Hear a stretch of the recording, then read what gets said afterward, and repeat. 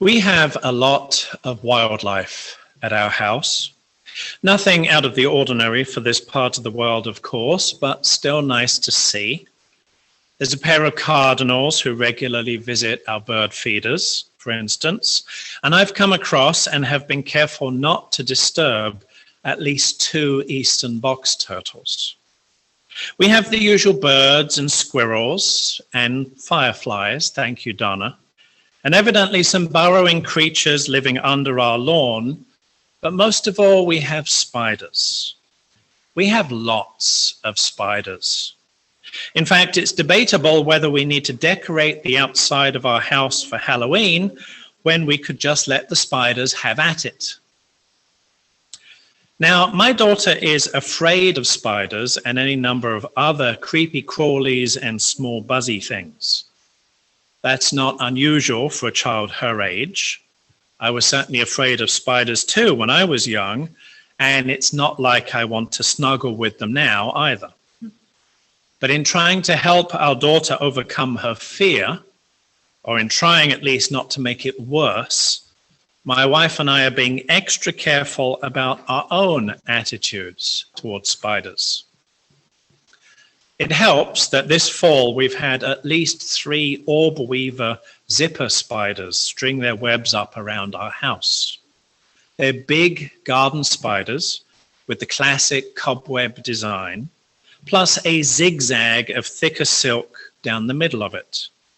Again, I don't want to snuggle with it, but it's fascinating to see the spiders work from a suitable distance, to wonder how it can anchor its web on fence posts and branches and railings that are yards away from each other, and to be amazed that this intricate structure was created from a material produced by the spider's own body. Our main hymn book uses the word web or cobweb 20 times. There's one hymn that I don't think I've ever sung that poetically describes a spider weaving an egg sac. There's one reading that uses spiderly to describe the difference between the interdependent web that connects us and a regular cobweb that traps flies. And there's one reading that mentions the tarantula amongst things that will not change because the earth always endures. Someone wrote in the margins about that particular reading, use this ironically for an environmental service. My point is, we love the imagery of the spider web, but maybe we're not so keen on the spider. Still, we might be doing better than some. When I was growing up, a popular children's hymn was All Things Bright and Beautiful, which right from the start lifts up the appealing parts of nature, from colorful flowers and little birds with tiny wings to sunsets and mornings and meadows. And there's nothing wrong with highlighting the nice, relatable parts of nature in order to instill reverence and wonder in children. But it's not surprising that there have been various alternate versions of the hymn offered, from Monty Python's All Things Dull and Ugly to cartoonist Man Martin's chorus of a rat, a black widow, a rattlesnake, a mosquito, a skunk, and a vulture singing things that blight and putrefy, all parasites and lice, all things weird and horrible, not just the stuff that's nice. My point is there's a whole lot more to nature than the cute and cuddly parts. And whether we believe that God or evolution made them all, we should really find everything in the interdependent web amazing and beautiful, including the spiders. For me, it's evolution, but that doesn't make it any less wonderful. More so, in fact. As Ursula Goodenough put it in The Sacred Depths of Nature, I walk through the Missouri woods, and life's creatures are everywhere, seen and unseen, flying about or pushing through the soil or rummaging under the leaves, adapting and reproducing. I open my senses to them and we connect. I no longer need to anthropomorphize them. to value them because they are appealing or amusing or important for my survival. I see them as they are. I understand how they work. Now, part of Goodenough's reflection that I didn't include in my reading earlier is her quoting of Mary Oliver's poem, Wild Geese, which ends with the lines, "Whoever you are, no matter how lonely, the world offers itself to your imagination, calls to you like the wild geese, harsh and exciting, over and over announcing your place in the family of things." Oliver sure knew how to end a poem with an emotional punch. And that's the unwritten challenge here, of course, listening to what the world is telling us, learning from the spiders and the wild geese, and accepting our place in the family of things. But then, we don't simply get to congratulate ourselves on our newfound wisdom and go back to what we were doing before. No. And that's because with belonging and understanding comes responsibility. In another reflection later in her book, Goodenough quotes Oren Lyons, faithkeeper of the Onondaga Nation, from his 1977 speech at the United Nations. "As I look around here, I do not see a delegation for the four-footed. I see no seat for the eagles. We forget and we consider ourselves superior, but we are, after all, a mere part of creation. And we must consider to understand where we are. We stand between the mountain and the ant, somewhere and only there as part and parcel of the creation. And it is our responsibility, since we have been given the minds to take care of things." From Halloween and into November, the United Nations meets in Scotland for COP26, this year's UN Climate Change Conference. And there are four main goals. First, to secure plans for global net zero carbon emissions by mid-century and make it possible to keep global warming to only 1.5 degrees. Second, to respond to the devastating effects of climate change by protecting communities and natural habitats. Third, to mobilize the more than $100 billion per year in climate action financing that was previously promised. And fourth, to work together to finalize the Paris Agreement and to accelerate climate action. These are all worthy goals, of course, and I certainly hope they can be achieved, given that at this point, the only way the UN's and other climate reports could make even more clear the urgency of our situation is if they came with those built-in musical microchips like in birthday cards, but instead of a jaunty tune, it was air raid sirens. The fact is that climate change is the urgent issue of our very existence. As our middle hymn put it, the choice is ours, and we must say if we're going to perish or survive. We have until the end of this decade to start making some significant changes in how we humans live on this planet, or else our planet will become unlivable. And unfortunately, we just wasted 4 years thanks to a criminally incompetent and self-serving White House. I dread to think what might happen in the 2024 election, which is why we must protect the right to vote too. So today, we're participating in Climate in the Pulpit, a program of interfaith power and light in which religious communities across Virginia, the District of Columbia, and Maryland are lifting up environmental stewardship, climate justice, and our work together for the common good. Now, I've been preaching on this for 20 years, and over those 2 decades, I've realized that the problem isn't that we don't know what's happening or what to do about it. On the contrary, we do know what's happening and what to do about it. From the testimony of NASA climate scientist James Hansen to the US Senate in 1988, to this year's UN Climate Change Conference goals, not to mention the research data that ExxonMobil and its predecessor oil companies acquired and suppressed going back to the 1950s.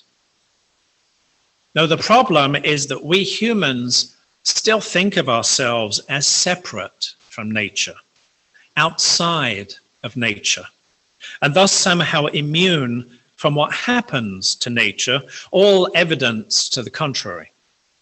And this year's Climate in the Pulpit is intended to address that head on by recognizing that good relationships among all living beings are foundational and essential for healthy and resilient communities. For the fact is that through our shared climate, our shared need for clean air and water, and our shared democracy, we are bound together in kinship with our neighbors throughout the interdependent web. It's about recognizing our place in the family of things, and moreover, accepting our place in the family of things. It's about decentering the human ego, the white male ego, and instead centering the ecosystem itself. It's about celebrating not only the cute and cuddly animals, but the spiders and creepy crawlies too. All things weird and horrible, not just the stuff that's nice. The epic of evolution, the scientific story of creation, tells us that we are not only family with our immediate biological relatives, not only family with those in our communities and nations, not only family with humanity as a whole, but also family with all living things. Our family consists, in fact, of all of creation. And when we understand that we belong to a family, then we understand that we are also responsible for it. This is a very weighty understanding. It's a heavy burden, which is understandably why it's so tempting to compartmentalize and set it aside and indulge in some wishful thinking that someone else will take care of it, maybe the government or the United Nations, and otherwise not think about it too much because it will just make us angry or sad or both, and maybe not worry about how we're living our lives right now, and maybe not even vote because it's just too inconvenient on a work day, and what difference does one vote make anyway? It is far, far from easy to accept that we are both part of a global problem and essential to its solution, when it's so much easier to keep our heads down and enjoy what we have. Author E.B. White once wrote that it was hard to know when to respond to the attractions of the world and when to respond to its challenges. If the world was simply one or the other, it would be easy. But instead, White found himself struggling to decide whether to enjoy the world or to improve it. And that made it hard to plan his day. UU Minister Richard Gilbert responded to White's observation with his own.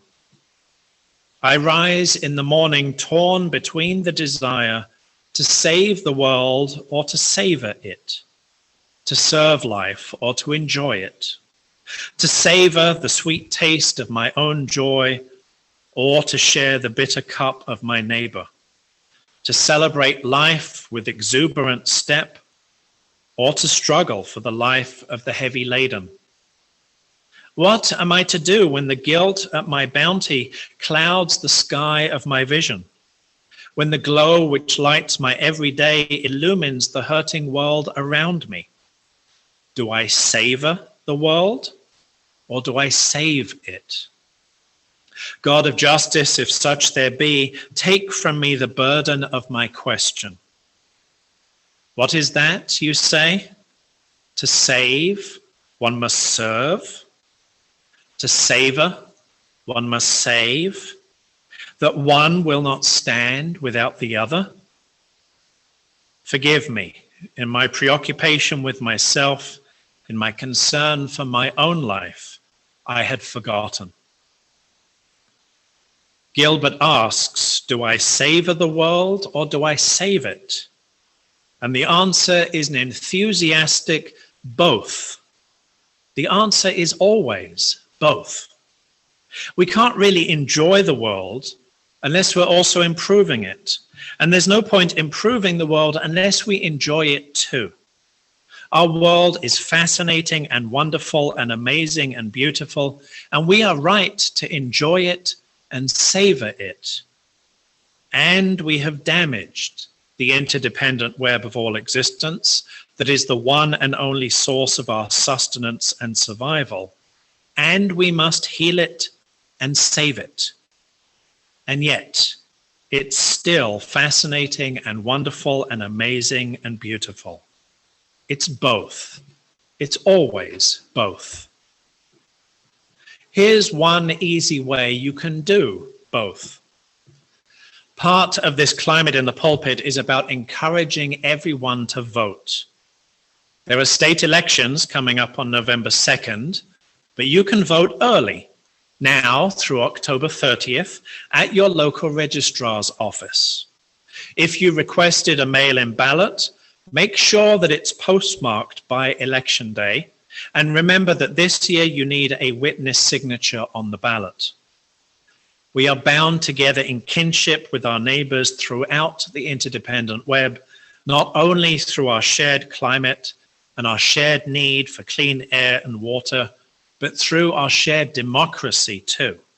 So it's important to vote our values and choose leaders who are committed to environmental justice and a sustainable future for everyone. Something else you can do is learn about the red, black, and green New Deal. I plan to return to this in another sermon, but the red, black, and green New Deal is a multi-year, multi-issue initiative by the Movement for Black Lives that recognizes that climate justice is racial justice. For example, fossil fuel production and consumption is not only driving global climate change, but is also creating a public health crisis for Black, Indigenous, and impoverished communities. We are all in this together, in the fight for clean water, renewable energy, sustainable an equitable economy, and a representative democracy. The next time you see a spider, I invite you to take a moment, if you can, to look at it and its web and to try to appreciate it. It may take some effort, it may take some practice, but try approaching it, at least as close as you're willing to get, with wonder and an open heart.